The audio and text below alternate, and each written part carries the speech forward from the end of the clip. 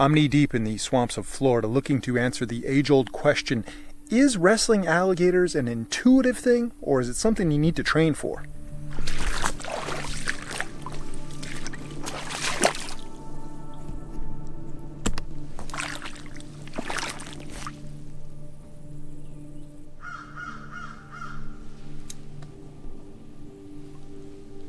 If you're like me and you grew up in the 80s, then you are no doubt familiar with a movie called Crocodile Dundee. Something in the back of my head has always told me that in order to be a real man, I have to at least wrestle an alligator once in my life. They do have crocodiles here as well. They're not native to the area, but this swamp is full of stuff that's not native to the area. Burmese pythons, iguanas, monitor lizards. However, alligators, definitely native to the area. And there is a quote-unquote trail here that I'm following, but as you can see, when you're in the middle of the swamp, the trail kind of gets swallowed up by that swamp. Mosquitoes are thick, although they're not as bad as I thought they were going to be.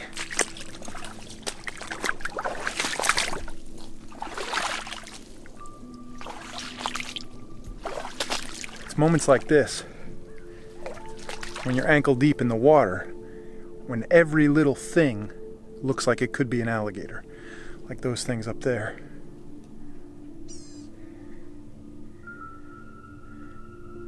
So this idea of wrestling alligators, I'm not sure even if that's a real thing, if there's a way you can train to wrestle alligators.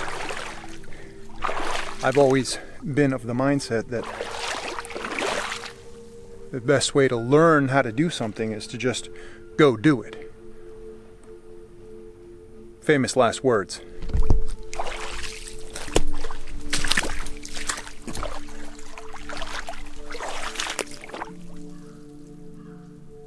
Surprisingly, the water is much more clear than I would have expected. Of course, once I step in it, it stirs up that mud and silt. However, when you're looking to possibly wrestle an alligator, every little sound gets you on edge. Plenty of beautiful wildlife out here, birds. They also have cougars and bobcats.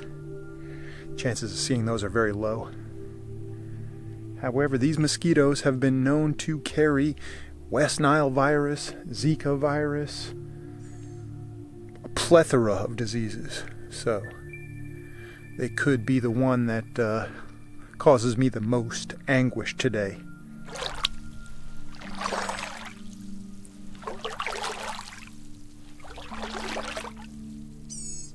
I just got reminded of the old adage, if a tree falls in the woods and no one's around to hear it, does it make a sound?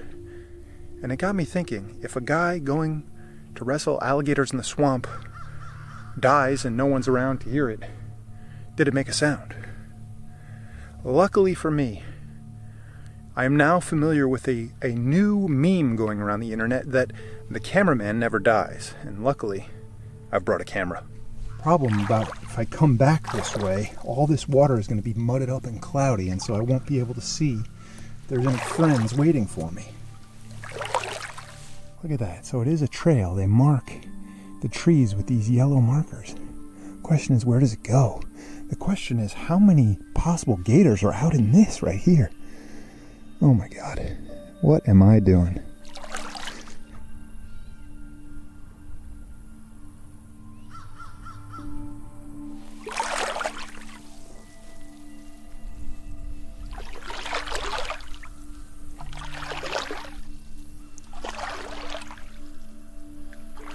A couple hundred years ago, you used to be able to find massive cypress trees in here, like 6 feet around. I forgot to lace up my shoes real tight, and so every time I step in the mud, it like suction cups my shoe, and I'm afraid I'm going to lose my shoe every time I take a step. But definitely rubber boots or hip waders or knee waders would have been ideal for this, when you're going to be knee deep in a swamp. But surprisingly, when I got away from the bigger trees, kind of out here in this grassy, marshy part, I don't know if it's just the breeze or what, but there's less mosquitoes over here, which is good. This reminds me of the first few times I went exploring in the desert. You know, I didn't know a whole lot about the desert, but eventually I came to grow to love the beauty of the desert. A lot of people are scared of rattlesnakes and scorpions, and of course you have to watch out for those, but much like this, if you watch out for the gators and the Zika virus carrying skeeters, it's actually really beautiful and peaceful out here. The sound of the birds and the footsteps in the water.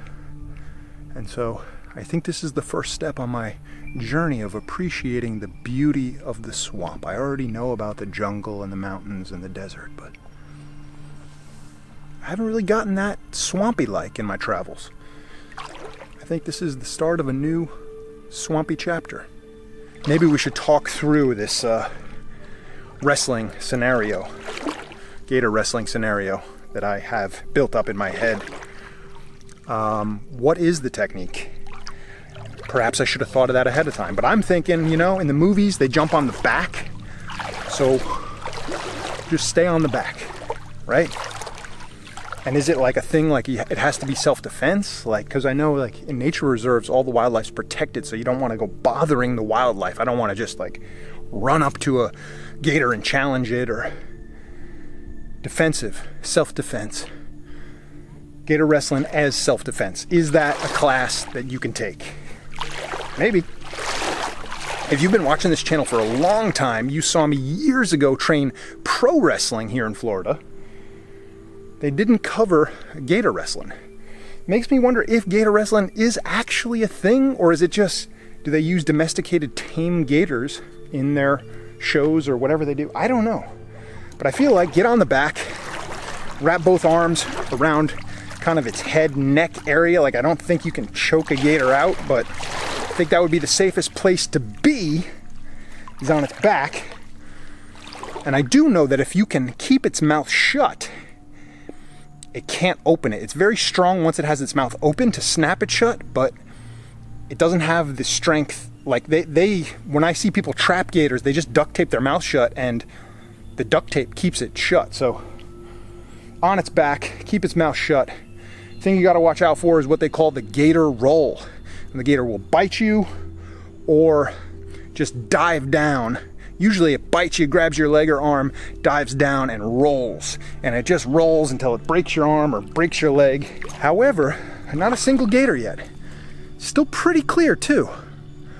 The beauty of the swamp. I had no idea that the water would be this clear.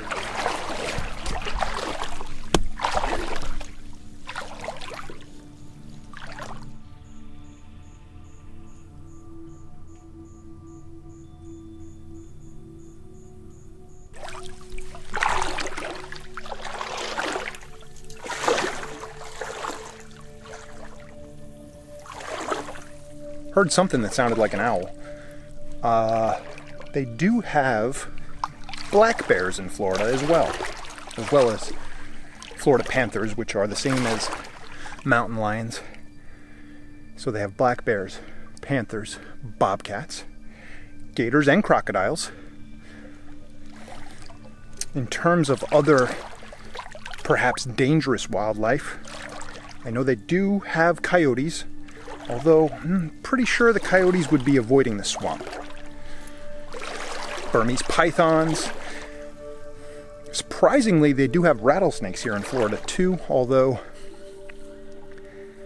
I think they would avoid the swamp. However, I read something recently about rattlesnakes now. Some of them are evolving to prefer the water, I guess. I don't know the whole story on that. I just saw a quick headline about rattlesnakes hanging out in water. Tons of snake varieties here. The Burmese pythons being the most famous because they're the biggest and have been known to even eat alligators.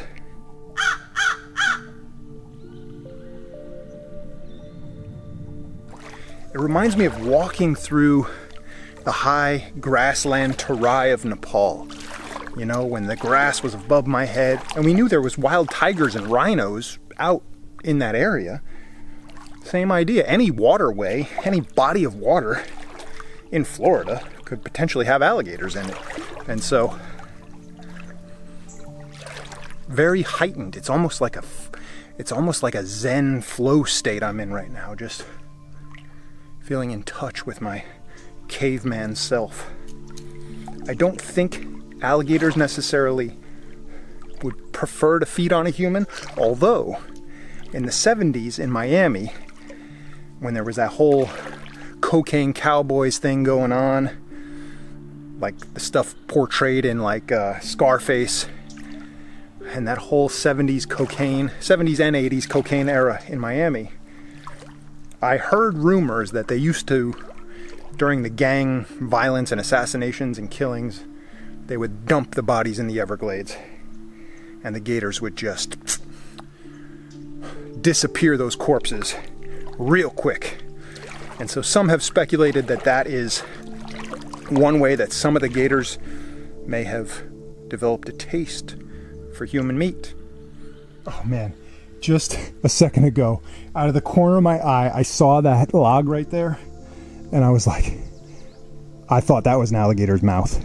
Although the shape is more like a crocodile, but just walking straight through here and out of the corner of my eye, caught that, and I was like, oh my God, because I mean, that's only like 6-7 feet away, and they could probably lunge. Whew, that was scary, legit scary. I have this theory that I've been mulling over, and it's kind of weird, but go with me for a second. I think most people, rightly so, have a deep-seated fear of nature that stems from the caveman days. You know, there was so much out there that could kill you: saber-toothed tiger, woolly mammoth, etc. But I was thinking like about vandalism in nature and sort of destruction of nature, clear-cutting forests, or even like graffitiing rocks or waterfalls or stuff like that. And I was thinking, I wonder if that is a way that people attempt to overcome this deep ingrained fear of the unknown, of nature. Like, if you don't spend a lot of time in the mountains or the wilderness, and by spraying graffiti on a rock, vandalizing it in some way, turns it into something familiar. And by making it familiar, you're no longer scared of it. And then you can go back with your friends and party and drink and make bonfires and break bottles, because now it's familiar, it's no longer scary. And so that act of destruction of nature, of vandalizing it to make it more familiar, is an attempt to assuage your own fear, or I don't know if that's the right word, but it's an attempt to sort of mask your fear or conquer your fear of like, oh, I spray painted this waterfall, I'm not scared of nature anymore. I don't know, just something I was thinking about. Let me know what you guys think in the comments. Hilarious, but I just realized that I was doing the exact same thing. Because inside of me, there is a fear of being attacked by an alligator, right? As much bravado as I want to put on and stuff like that, I just realized I'm doing the exact same thing, but in a different way. I'm coming into this with like, I'm gonna have to wrestle an alligator. And how I'm dealing with that fear, instead of clear cutting a forest or vandalizing a waterfall, is I'm already setting up my mentality to be in a confrontational state with nature. Wow. Man, get out in nature once in a while and the crazy profound stuff that will come into your brain. That reset that happens when you're in tune with all the sounds of the birds and nature. And then everything becomes clear, and it's like, thought I had this profound thing, and it's like, wait a minute, I was doing the exact same thing that I was just pontificating about.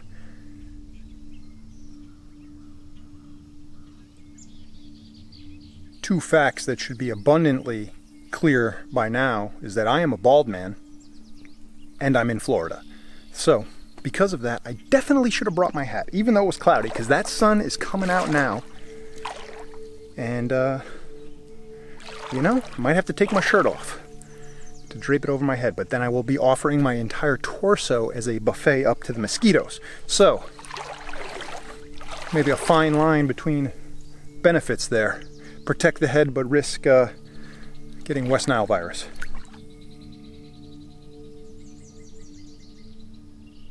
Well, guys, about 2 hours in now, and no sign of any gators. So I don't know if they follow some sort of migratory pattern, but not a sign of any gators. A few false starts, false alarms, splashes that I think maybe were turtles jumping in the water, a bird flapping its wings against the water, but so far it looks like I will survive. Looks like I will live to see another day. Surviving Florida's most dangerous swamp here. What do you think? Are you guys disappointed I didn't wrestle an alligator? Part of me is. I'm not gonna lie, part of me is. But part of me feels completely content and satisfied with this tranquil, zen-like experience out here in this beautiful swamp. Make sure you hit that like button, subscribe for more videos. But more importantly, get out there, find your adventure, and be infamous.